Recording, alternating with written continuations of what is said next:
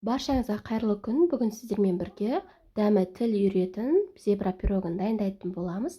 Соңына дейін менімен бірге болып, каналыма жазылмаған болсаңыздар, жазылып қоюды ұмытпаңыздар. Ең алдымен ыдысымызға 4 жұмыртқамызды жарамыз. Содан соң жұмыртқамызға 300 грамм қантымызды қосамыз. Жақсылап аппақ болып, көпіргенше миксерлеп аламыз. Осылай аппақ болып көпіргенше жақсылап миксерлейтін боламыз, шамамен 5 минуттай. Үстінен ерітілген сары майымызды құйып, тағы да бір миксерлеп аламыз.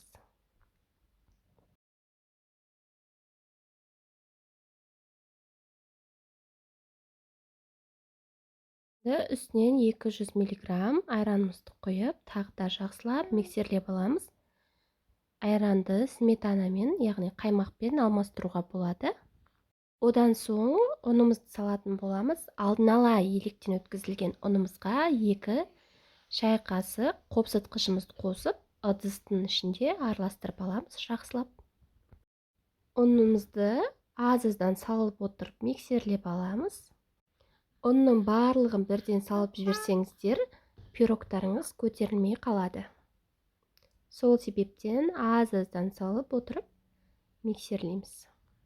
Құрметті достар, қазақша фудблогтың дамуына аз да болса өз үлестеріңізді қосып, каналыма тіркелмеген болсаңыздар тіркеліп, лайк басып, пікір қалдырып отыруды ұмытпаңыздар. Дайын болған массамызды 2-ге теңдей бөліп аламыз.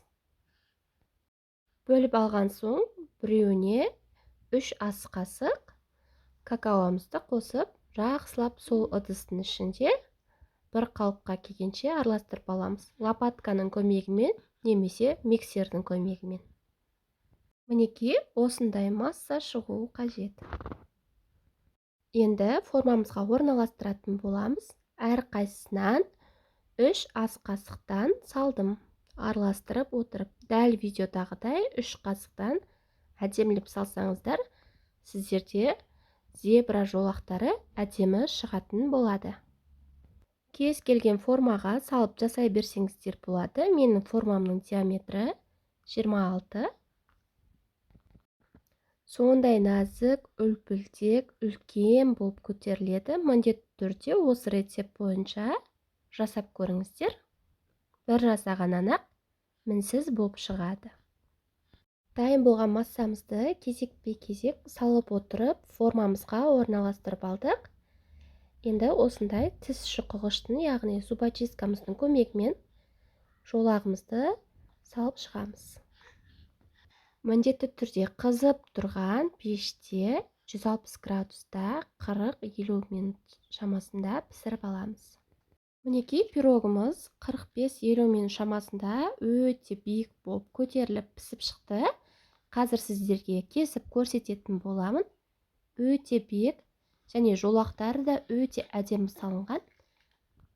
Міндетті түрде 3 ас қасықтан кезекпе-кезек салып отырып, формаға құйып шығыңыздар, өте әдемі болып шығады жолақтары. Достар, менімен бірге соңына дейін болғандарыңызға рахмет. Міндетті түрде осы рецепт бойынша жасап көріңіздер, өте дәмді, үлпілдек, нәзік болып шығады және өте биік болып шығады. Алдағы уақытта тағы да керемет рецепттермен бөлісетін боламын. Мені жоғалтпамас үшін каналыма тіркелмеген болсаңыз тіркеліп, лайк басып, пікір қалдырып қоюды ұмытпаңыздар.